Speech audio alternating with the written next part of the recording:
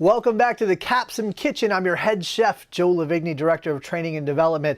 You've joined us for a chat about leadership awareness so far, where we talked about self-awareness and team awareness and organizational awareness, business awareness, and andragogy, and how they all mix together to create that leadership awareness recipe. Last time we chatted about individual self-awareness. Today we're going to look at how does that individual play into a team. So what we're going to do is mix together some heavy whipping cream to really talk about how a team mixes together to really focus and get things done. And I can't open the creamer, so let's try this. We got the creamer. So as we go ahead and look at this mixing self-awareness into a team, you're asking, Joe, what does team awareness really mean? Well, it's the perception and understanding of the members on your team. You're looking at knowing the potential blind spots of your team as well, and obviously realizing the strengths and the weaknesses that your team might have. So the question becomes, how do you really evaluate a team? Do you do it by results?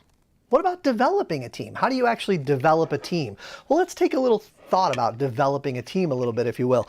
A lot of times we'll do these team exercises, right? Ropes course exercises, marshmallow castle exercises. They're great for that team kind of bonding experience that you might want to get, but oftentimes we forget to reflect on that and figure out, what does that really mean in our work environment, and where do we go from there? So we use a tool here at Capsim. It's called the Teammate tool.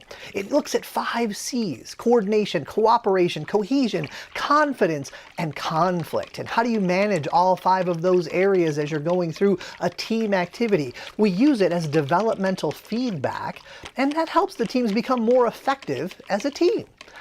I also like to use the MBTI team table. It's a great exercise. You look at those 16 boxes and you can help identify blind spots by looking at the columns. Each one of those columns represents something. So let's say column 2 is customer service and you're missing someone on your team in that column. Well, what happens? Do you hire them? No! Just be aware of it. Look out for that customer service aspect as you're going through and making your decisions on a daily basis. If we think about that team tail a little bit further, it also goes into the decision-making process of the team.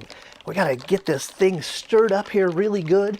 So we look at that decision-making process, and you've got sensors and intuitors, and you've got thinkers and feelers. But what happens if I have a team full of that facts people, but no one looking at how does it affect the people side? Well, I need to look at that decision process and make sure I hit all 4 categories of those areas when I'm making a decision. So use that MBTI team table exercise. It's really effective. Keep those factors in mind. And again, it doesn't mean you have to hire somebody. You just have to keep them in mind.